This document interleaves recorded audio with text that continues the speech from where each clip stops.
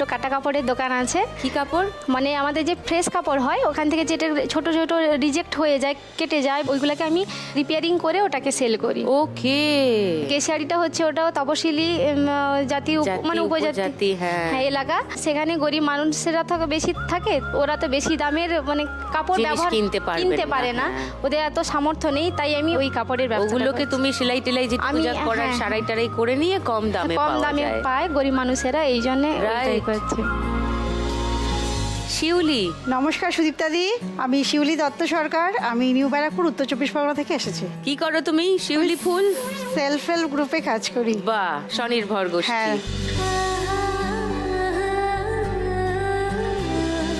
চলো খেলা শুরু করি, তারপরে আরো গল্প করব তোমাদের সঙ্গে। ফার্স্ট রাউন্ডে আজকের খেলা টাকার খনি।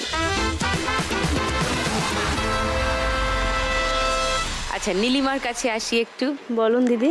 কতদিন হলো এই কাজ করছো? আমি 6 মাস হলো ওয়েট্রেসে আছি। 6 মাস হলো এই কাজটা করছো? তার আগে ট্রেনিং নিয়েছো? তার আগে ট্রেনিং নিইনি, আমি শিখে গেছি, মানে ভিতর থেকে একটা অনুপ্রেরণা আমার ভিতরে হয়তো সেটা আছে। আমি সব কাজই খুব তাড়াতাড়ি শিখে যাই। শিখে যেতে পারো, বাহ।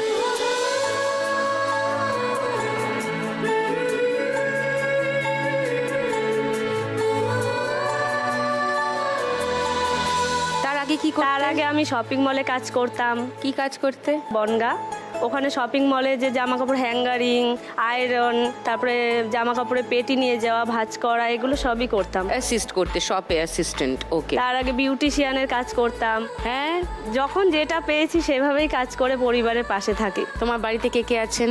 বাড়িতে আমার শ্বশুর, শাশুড়ি, ছেলে আর আমার হাজবেন্ড। আর আপাতত এখন আর কেউ নেই। আপাতত নেই বলতে? মানে আমার একটা মেয়ে ছিল, ও আর এখন আর এই পৃথিবীতে নেই।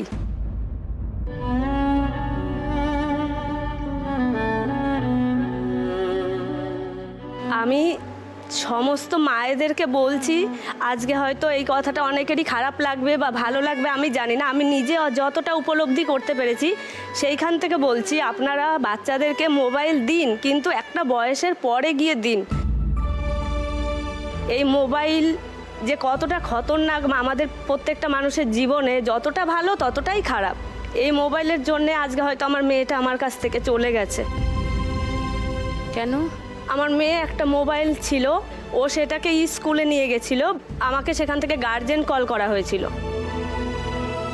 তো দেন আমি ওকে বকাবকি করেছিলাম, বাড়ি এসে ও সুইসাইড করে নেয়।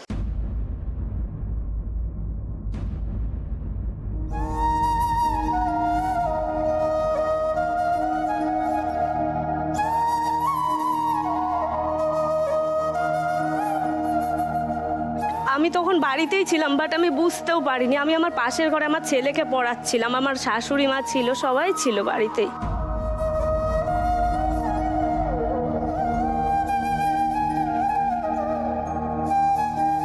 ওকে হসপিটালে নিয়ে যাওয়া হয়েছিল, কিন্তু আর বাঁচাতে পারিনি।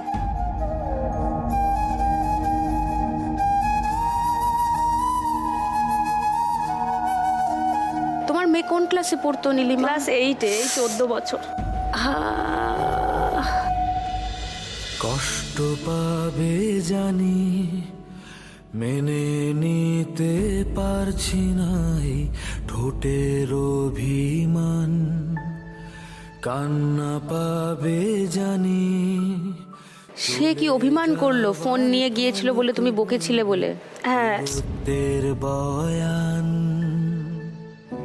আমি স্কুল থেকে ওকে বাড়ি নিয়ে আসার পথে একটু বকাবকি করেছিলাম যে তুই কেন মোবাইলটা নিয়ে গেছিলিস, তাহলে তো আমাকে গার্জেন কল করতো না, তোকেও তো আজকে এই জায়গায় ম্যাডামদের সামনে দাঁড়াতে হতো না, তুই তো একটা সময় ফোন পাবি। আমি তো তোকে বারবার বলেছিলাম যে মাধ্যমিক মিনিমাম 16 বছর পার কর, তুই তারপরে মোবাইল কিনে দেবো।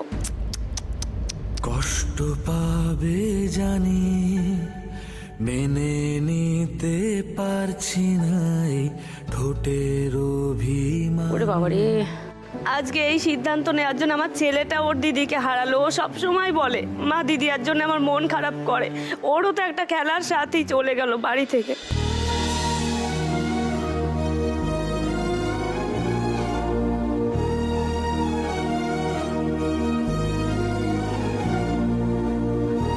এই ক্ষতি তো পূরণ হবার নয়।